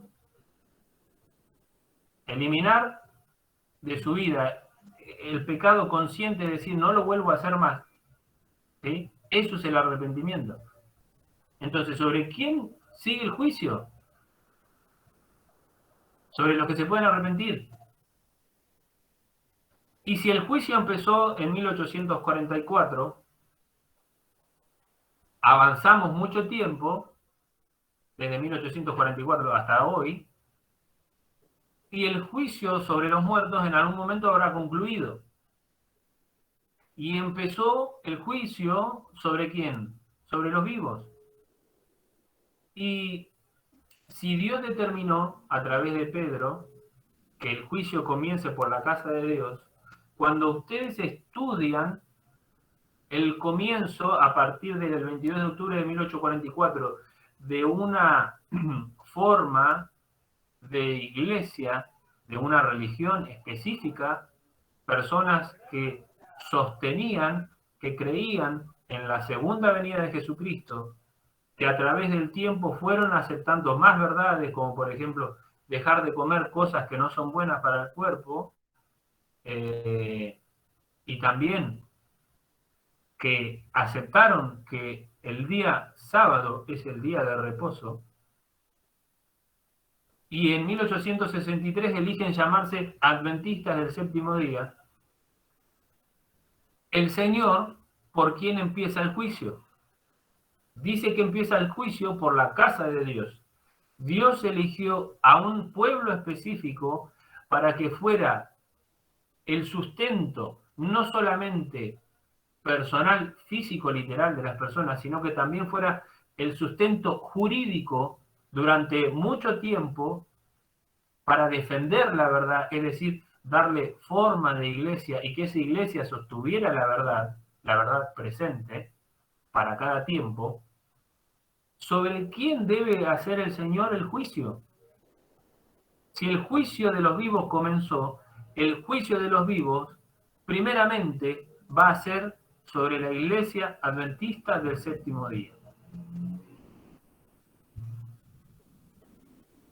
Luego van a venir todas las personas que fueron descendientes de esa iglesia, que estuvieron en esa iglesia, que creyeron, pero también los que fueron y los que serán miembros de la iglesia de Cristo.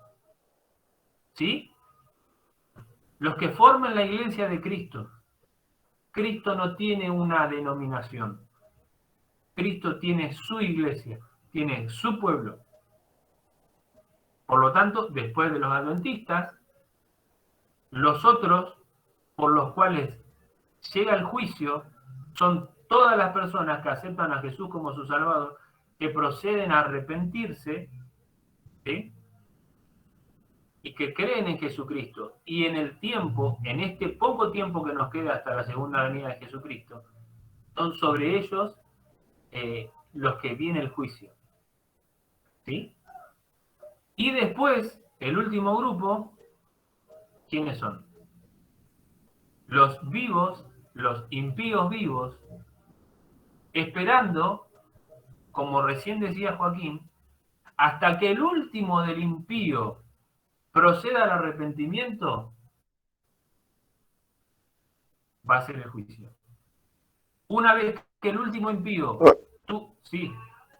Pero el último impío, o sea, no tiene oportunidad de arrepentirse cuando ya está el juicio, porque una vez que empiece el juicio final, ya no hay tiempo de obrar para salvarte en ese momento. O sea, tuviste tu tiempo ya.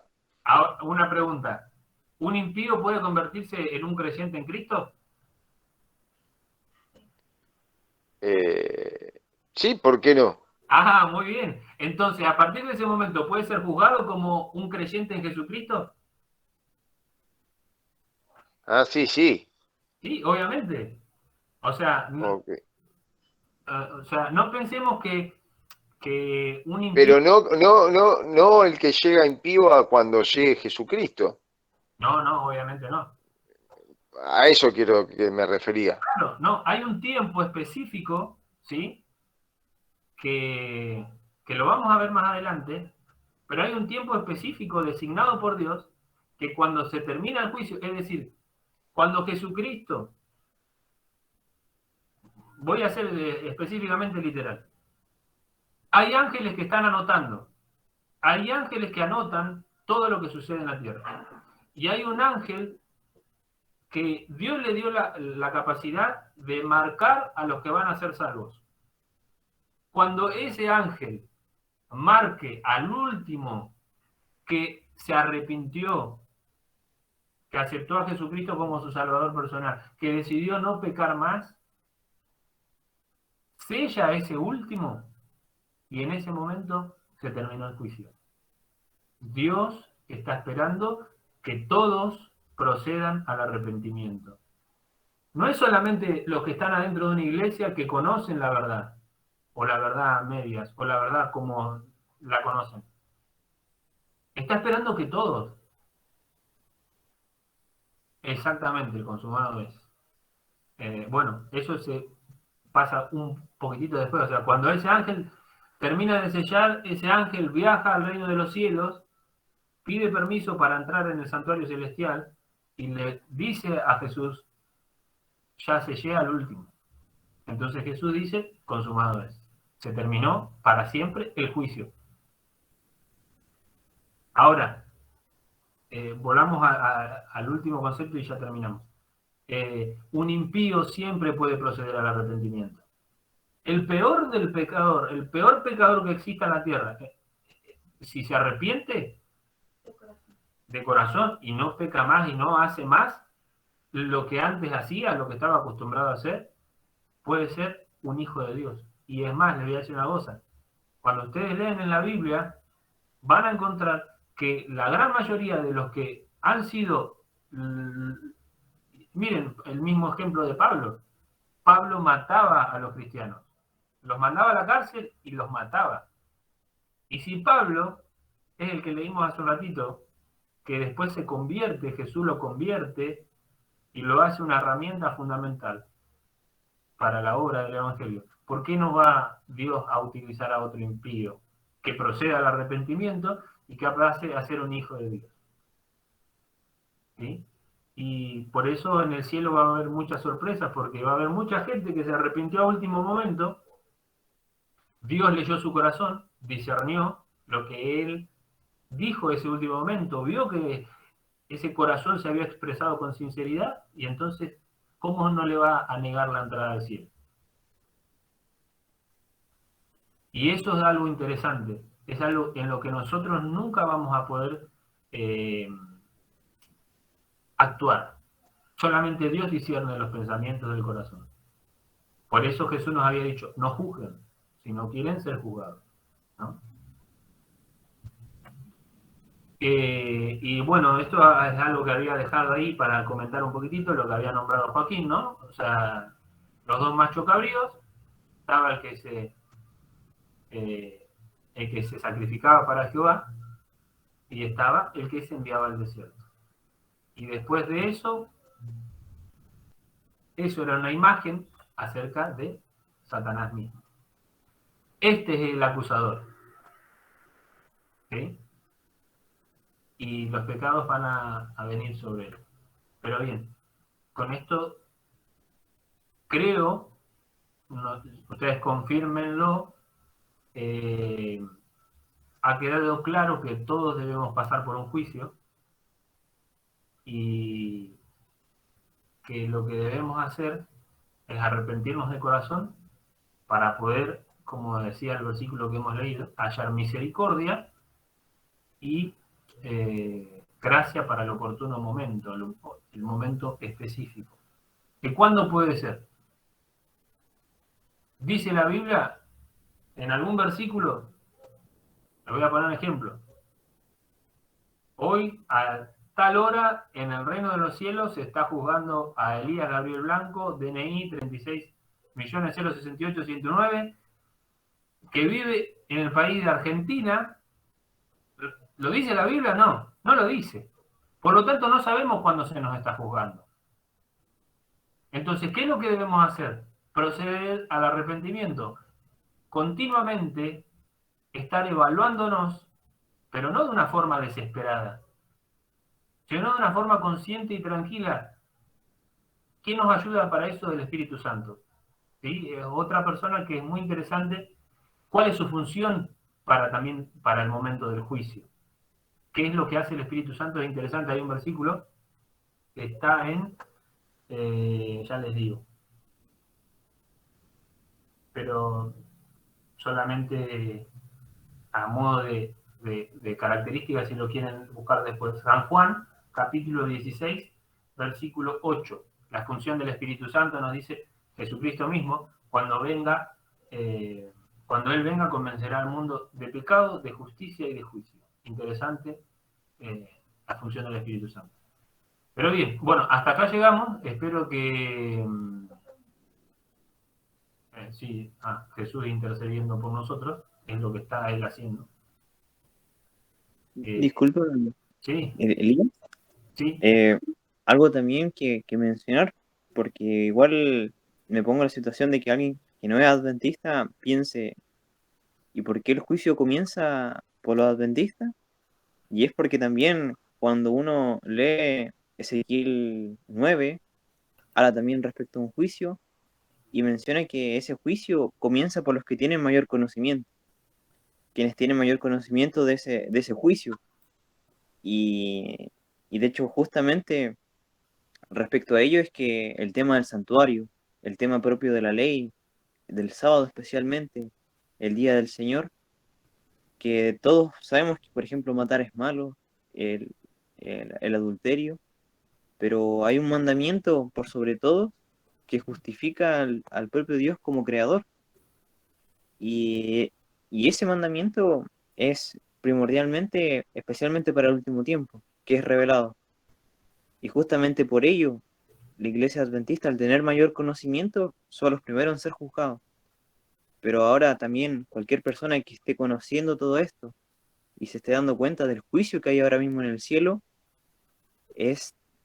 también significa que, bueno, el Señor tiene misericordia para con todos, para que conozcamos acerca de su juicio y que sea un juicio justo para todos.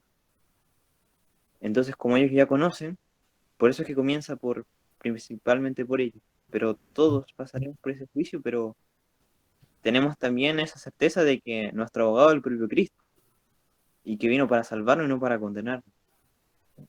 Solamente eso, Bolívar. Gracias, Dani.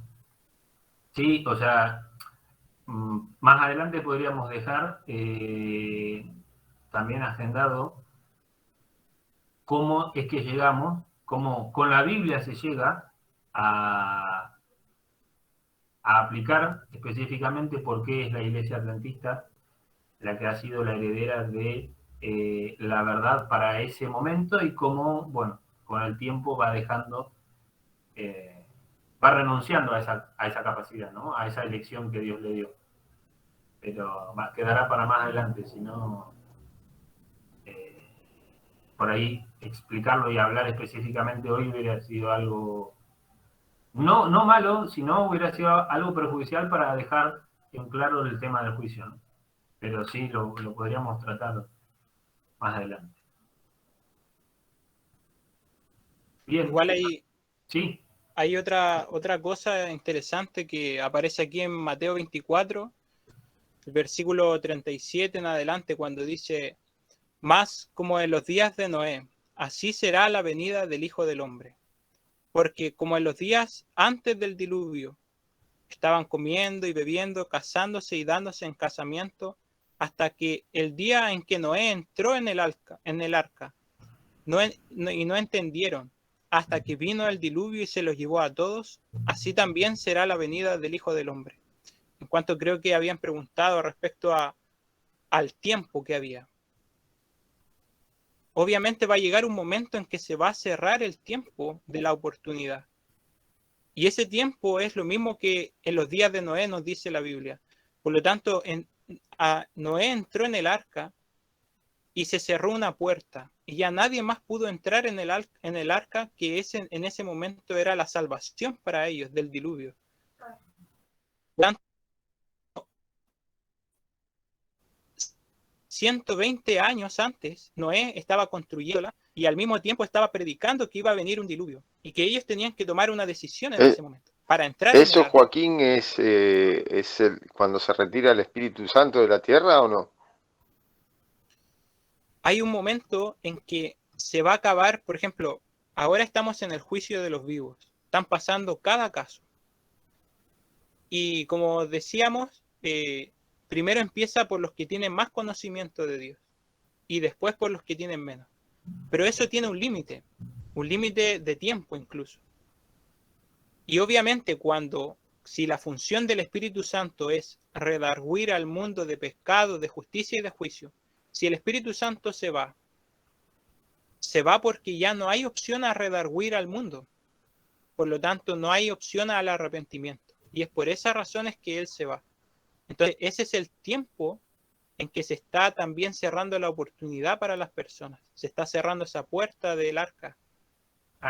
Pues, mire, o sea, hagamos este simple y ya los dejo, Julia y Daniel. Tuvo 120 años, ¿no? De gracia el pueblo de la tierra en el tiempo de Noé, ¿no? ¿Sí o no?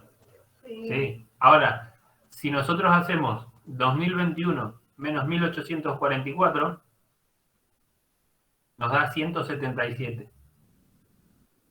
O sea, que ya sobrepasó el tiempo de gracia al tiempo que, ¿no? O sea, que les dio a todas las personas en el tiempo de Noé. O sea, la Biblia dice que la gracia, mientras lleguemos al fin, va a ser todavía más. O sea, nos está, ya solamente haciendo esta cuenta, tenemos 57 años más de gracia.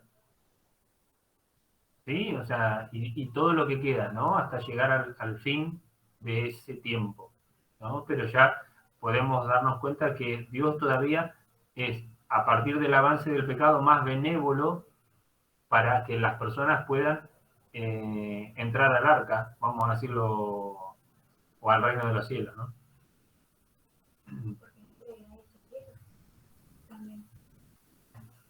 Yo le quería contestar a Jonathan con respecto a lo que dijo, que el Espíritu Santo se retiraría. Digamos, así como dijo Joaquín, que será como en los días de Noé, fíjense qué interesante que en Génesis 6, ¿sí? Cuando habla de la maldad de los hombres, en el versículo 3, dice: dijo Jehová, no contendrá mi espíritu con el hombre para siempre. Está en ese momento, ¿sí? Digamos, ahí está el paralelismo. El espíritu de Jehová no contendrá para siempre con el hombre, no va a estar luchando constantemente con el hombre. Entonces, justamente, a medida que se va acercando el tiempo del fin, que la maldad del hombre vaya a ir en aumento, el Espíritu Santo se va a retirar, va a obrar en los corazones, ¿sí? Que permiten al Espíritu Santo que obre y que reforme, ¿verdad?, esas personas. Y digamos, ahí, después de eso, en el momento en el que se cierra la puerta de la gracia, no habrá más nada que hacer para las personas que hayan terminado de tomar sus decisiones. Y bueno, nada, hacer así como, viste, los bullet points, no sé cómo se dicen, un punteo de lo que vimos hoy. Entonces, digamos, lo que sucedió en 22 de octubre de 1844 comienza el juicio investigador. Vimos que el juicio investigador empezaba por los muertos, ¿sí? Los muertos en Cristo y, digamos, los muertos no creyentes, que ya vimos en base a qué iban a ser juzgados. En un determinado momento, el juicio de los muertos concluye. No fue el objeto de la charla de hoy ver cuándo concluye el juicio a los muertos, pero en un determinado momento empieza el juicio de los vivos. Y digamos, sí quedó también como parte de esta charla que el juicio de los vivos ya comenzó y que vimos que también, ¿no?, como habíamos visto en los versículos de Primera de Pedro, ese juicio comenzaba por la casa de Dios. Queda para otras charlas entender por qué afirmamos que empieza por los adventistas, digamos, siempre analizando, como diciendo, con cada estudio hasta ahora, y es Biblia en mano. Nada más. Elías, vos dijiste que contando al 2021, que es cuando estamos ahora, llevamos como 57 años más de gracia de lo que se dio en los días de Noé, ¿no es cierto? Sí. 57 años más. Y si sumás 9 años que quedarían, porque sabemos que el último año de plagas ya se cierra ese tiempo. Si sumás 9 años más, te da 66. Qué loco, ¿no? No la había sumado. Te da, o sea, tenemos un changüí de 66 años más que en los días de Noé. Exactamente. Sí. Bueno, hay algo interesante, o sea, cuando se termine ese tiempo, o sea, nunca vamos a saber cuándo se termina el juicio.